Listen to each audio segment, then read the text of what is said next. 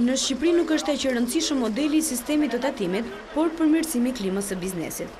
Ky është qëndrimi I ambasadorit gjerman, I shprehur në një intervistë për Vision Plus pas inspektimit të projekteve të financuara nga qeveria gjermane në vendin tonë. Diplomati Hoffmann thotë se transparenca në zbatimin e sistemit të taksimit do të ndikojë në thithjen e investimeve të huaja.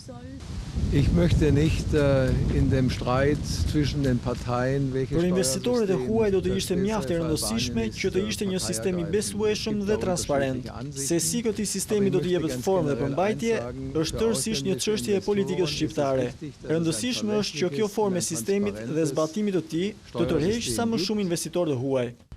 Lidhur me linjën e interkoneksionit Shqipëri-Kosovë, për të cilën pati një përplasje në qëndrime mes qeverisë shqiptare dhe ambasadës gjermane, lidhur me kompaninë zbatuese, ambasadori Helmut Hoffmann shpjegon se tani projekti në fjalë është futur në rrugën e duhur.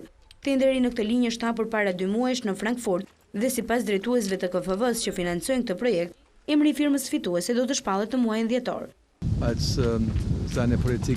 Procesi I linjës së interkoneksionit është në rrugën e duhur dhe besoj se procedurat e tenderit për të zgjedhur fituesin shumë shpejt do të përfundojnë dhe do të jetë gati më pas për të nisur ndërtimi I saj. Lidhur me programin e qeverisë së re, zoti Hoffmann vlerëson se pikat më pozitive janë reformat në fushën e drejtësisë dhe sigurisë ligjore, por sigurisht dhe zbatimi I politikave të fqinjësisë së mirë.